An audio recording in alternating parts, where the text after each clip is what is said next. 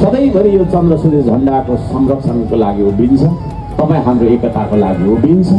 मैले भन्ने गरेको छु, पृथ्वी रहन्जेलसम्म हाम्रो देश रहनै पर्छ है।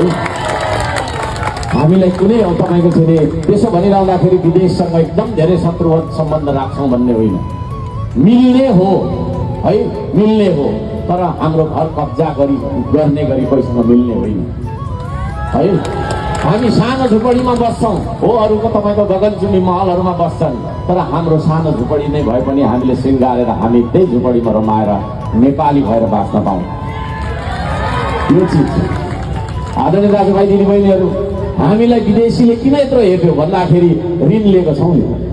तपाईँ हामी यसो विचार गरौँ त, यो घरको मान्छेले त्यो घरको मान्छेसँग ऋण लियो भने त्यो जसले ऋण दिएको हो त्यसले ऋण लिएको मान्छेलाई हेपेकै गर्छ क्या, ऋणै फिर्ता गर्दैन यसले है।